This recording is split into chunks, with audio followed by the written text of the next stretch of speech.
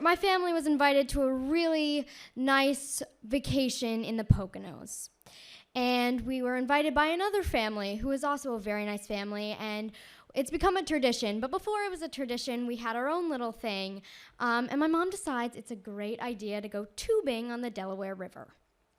It's not a good idea.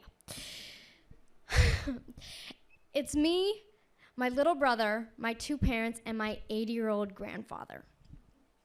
We're getting in our tubes and we're bringing them over to the 17-year-old sunburned stone teenager who's like, I know what I'm doing. I'm great at this.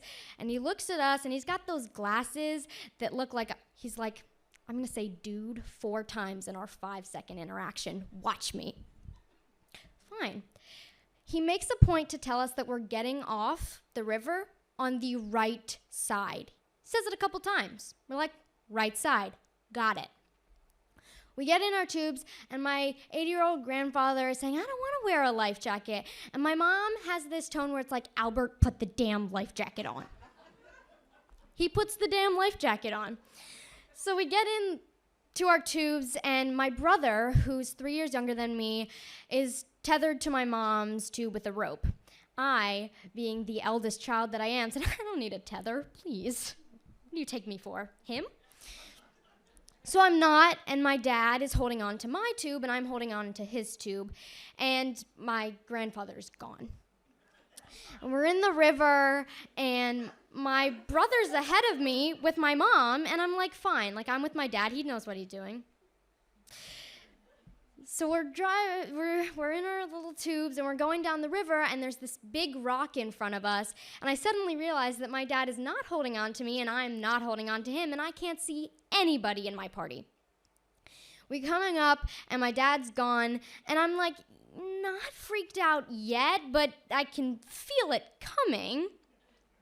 And I look, and I see on my left a rock full of drinking, dancing college students in bathing suits brighter than the sun, and I'm looking at them and they're all dancing and they're freaking me out, and that's when I notice that I'm coming up on the rapids and I have nobody with me. The rapids, mind you, of the Delaware River, little bigger than the Hershey Park rapids. So I'm looking and I'm tears now. And there's this man standing there, and he gives me the, like, you okay sort of hand signal. And I look at him, being the not wanting to ask for help type, something I should really unpack later. And I'm like, yeah, I'm fine. I really am fine. I'm not fine. And I look over to the right, and there's this little divot in the sides of the river. And there's a man standing there, and he's waving, and I'm like, oh, that dude must be having a worse day than I am. Like, he's on the other side of the river. Okay. And I'm going down, and I'm like, the fear has sort of gone away at this point. I'm like, what do I do now? What do I do? And so I grab onto a rock, and I take the tube away and set it down, and I'm looking, and there are girls that are like, hey, and I'm like, hey. And I look at them, and they're just kind of looking at me. They don't know that I'm a stranded 10-year-old on the side of the Delaware River. And I see my mom, and she's running. And she's like, oh, my God, I thought you were dead. And I was like, you know what? I was almost dead. Where'd you go? But I didn't say that, although that's what I was thinking. And she brings me over to my brother, who's standing there on the side, and he's like, you know, I went through all the motions. What would it be like if it was just me and Mom? What would it be like if it was just me and you? Like, could you cook me dinner? I'd be like, yeah, I could cook you dinner. So he's like, I'm glad you're alive. And I was like, yeah, me too. So he's standing there, and we get our tubes that are huge, by the way, and we ask this other family, because my mom makes friends with families everywhere, and if you know her, you know, and they've all decided that there's this path behind that all the college kids got to the rock from. They didn't have to go down the tubes. No. They were cooler than us. And so we're running through, and we've gotten off the river, and I'm like, oh my God, I didn't die.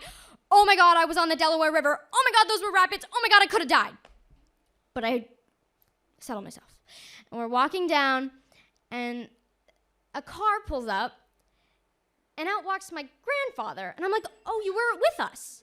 Oh my God. He's 80. He comes up to us and he goes, wow, a nice lady brought me home. A nice lady brought you home? What? And he goes, yeah, she said it happens all the time. I was like, excuse me?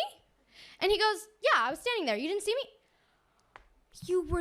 Oh my God, you were the guy standing there. And he goes, yeah, I could see you. You couldn't see me? I was like, no, I couldn't see you.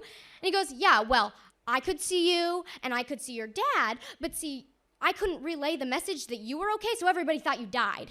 I was like, figures. So we're walking, and my mom's like, oh my God, he's gonna be mad at me, like, oh my God. And he goes, Jamie, thanks for the life jacket. And she goes, you're welcome, Albert. So, in conclusion, teenage boy didn't tell us, you're not supposed to get off on the right side, you're supposed to get on the left side. My mom, more qualified than the guy working the counter.